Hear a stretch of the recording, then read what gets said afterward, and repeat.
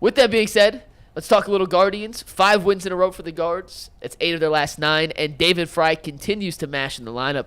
Bo, you put in the group chat yesterday. Yeah. Does David Fry have to be a staple at least 6 days a week of the Cleveland Guardians lineup? And if so, how do you fit him in?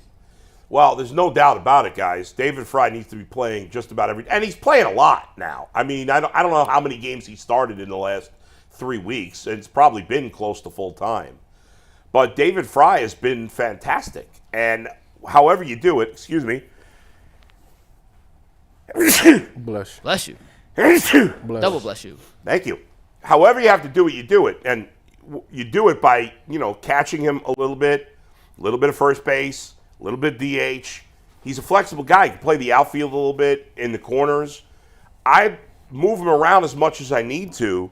Now, I stirred up a little controversy on Twitter yesterday with some of the diehard Guardians fans when I said that when Stephen Kwan comes back, which is probably in about 2 weeks, that if Bo Naylor is still really struggling, and he is struggling big time offensively, that I would consider sending Bo Naylor down. You look at Bo Naylor hitting 168.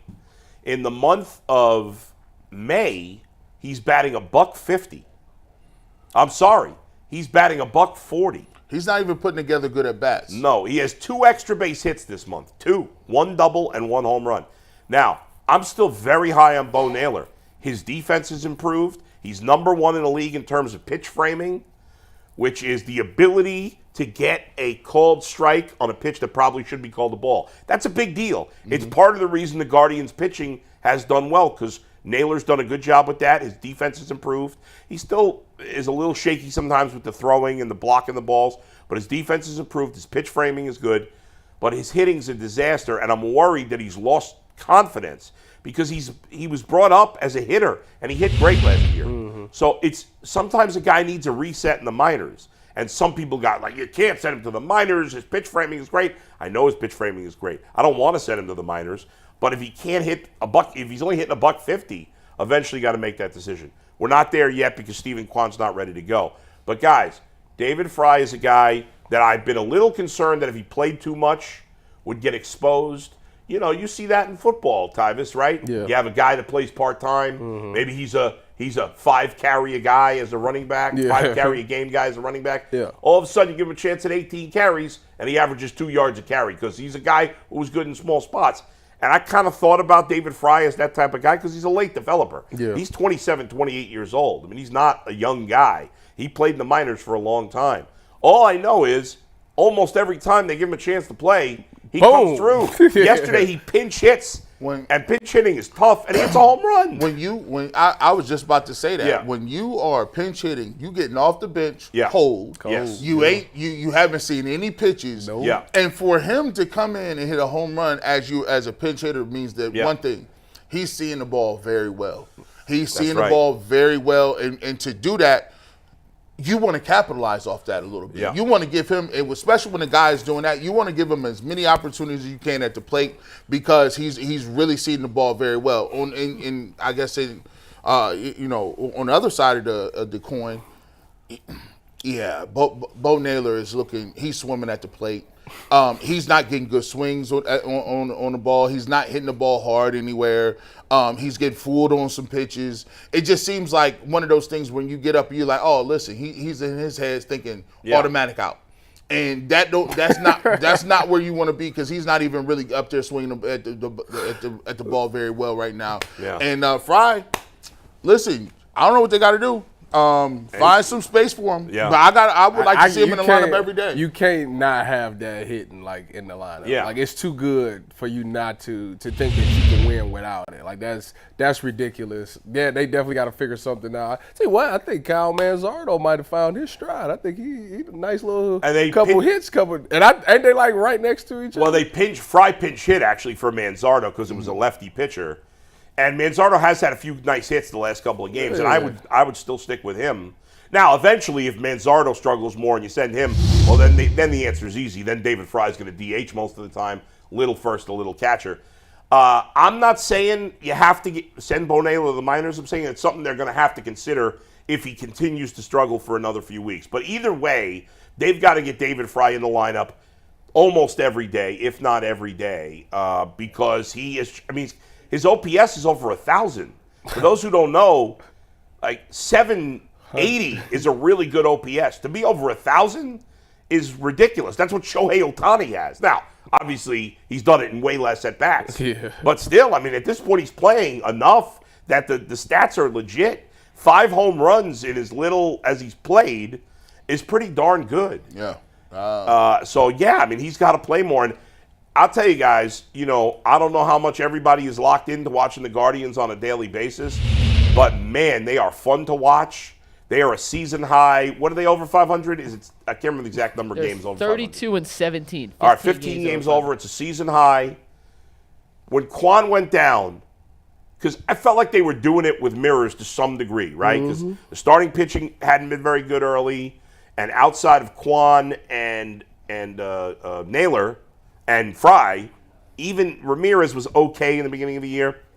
And when Quan went down, I'm like, oh boy, this could be trouble.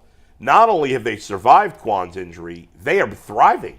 Because, first of all, Jose, the last few weeks, has gotten sizzling hot. Yeah, listen, he hit a ball. That was crazy. His home run? He hit a ball that was low-key inside, above the letters. Yeah. Do you know what kind of wrist you got to have to get to that ball? And then he hit it. I said, and you pulled that? Yeah. I said, yo, that's crazy. He is, I believe, tied for the major league lead in in RBIs right now, isn't he? I can tell you one sec.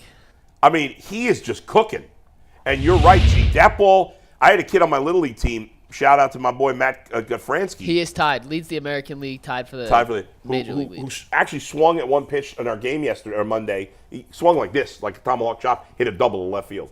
And that was almost what Jose Ramirez did. Like, how did you? What? Yeah. It's so hard. As a hitter, it is so hard to get to a pitch. Oh, my gosh. That is letter high. Yeah. Like, because it's fool's gold. Right. Usually it's a little rise on it, and you usually swing under it or swing over it. Yeah. He hit this. I say, oh, he killed that. I said, I don't say I'm that's sitting here doing the motion. And you Right. know, and you know who's gotten hot too? Tyler Freeman has gotten hot. He's been hitting well out of the leadoff spot the last few days.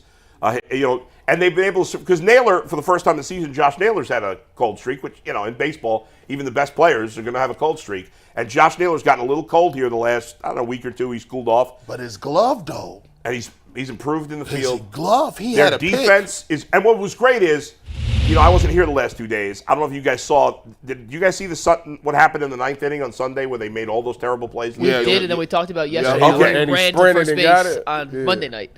Right. What was that? How Naylor, when he tossed it to Clase, he dropped it on Sunday. On Monday, he sprinted, he sprinted to first base to avoid it. Right, and what was interesting, though, is last year, the way they messed up that game in the 9th on Sunday, last year they would have lost that game. Mm-hmm. And instead, they came right back. Brennan hit the clutch home run, and they're getting enough Silly offense. Willy. They're getting, and their starting pitching has been way better the last few weeks. Bybee, 2 great starts in a row. Allen, 2 great starts in a row. Carrasco had been pitching pretty well before he got scratched, and Curry did a nice job before coming out. Lively pitched great in his last start, and McKenzie's been fantastic. Yeah. He's been fantastic. And early in the season, we were like, oh, man, I don't know if this guy's going to make it through the year, and it's still a long way to go. But what a bounce back. Quintana is still pitching? Yeah, he's not very good, though. Good gracious. By the way, the Mets, this is only the eighth time that the Mets and Guardians have played a series. You know, because they're East and Central in different leagues. It's only the 8th time they played a series. The Mets have won 6 of the first 7 series they played against the Guardians. And so this is only the 2nd time the Guardians have won a series against the Mets. And the Mets had beaten the Guardians 7 times in a row before this series started. So, and look at this. During this hot streak here, you won a series against the Rangers, the defending World Series champs. You swept the Twins, who before that series were red hot. And now, you know, the Mets have been a little up and down, but they're a decent team. They're not great, but they're not terrible. So you've been beating some pretty good teams here for the last week.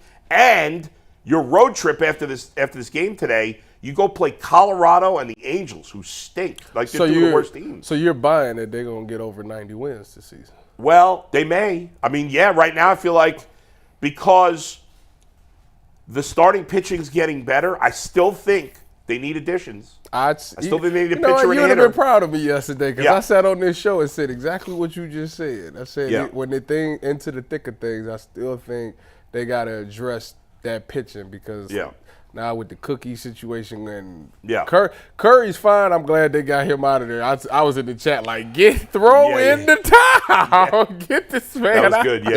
They was trying to squeeze some innings out of him. Hey, no. It was like, they about to blow the game. I was like, man. Well, every time they started pulling away, the Mets would come back there with some home runs. Yeah, it was a good game. It was a good back and forth. We got a chance to see some power. Yeah. So it was funny how they cheered for Lindor in the beginning, and then it was like, he got to about the 7th inning. They started booing him when he got. I don't understand the booing. I mean, he's on the other team. You don't want him to. I get it, but like, he was a great player here. I don't know why people are mad about it, but anyway, go ahead, Mike. You mentioned power, Tyvis. Yeah. And G, and we're going to talk about Tyvis's bold prediction about the Guardians' power. After a reminder that today's show is sponsored by Yahoo Finance. Wouldn't it be great if you could see all of your investment and retirement accounts in one place? Well, with Yahoo Finance, you can consolidate your views from multiple accounts into one hub and access expert analysis you need to tend to your entire portfolio with confidence. Let's get straight to the point because we all want to grow our portfolios to deal with the rising cost of inflation, to pay off our debts or our mortgages, pretty much anything standing in the way of you and financial freedom. So with Yahoo Finance, you can get access to the news, data, and tools you need in order to reach that financial freedom. When it comes to your financial future, you think you've done it all. You've saved, you've researched, you've invested all that you can. Now you need to take those investments to the next level by using what every great financial analyst uses, which is Yahoo Finance. They have more than 25 years of experience. They're the #1 financial destination. They give you a personalized look at all the financial news cycle that matters to you, including breaking news, editorial perspectives, analyst ratings, independent research, customizable charts, and so much more. For comprehensive financial news and analysis, visit the brand behind every great investor, yahoofinance.com, the #1 financial destination, yahoofinance.com.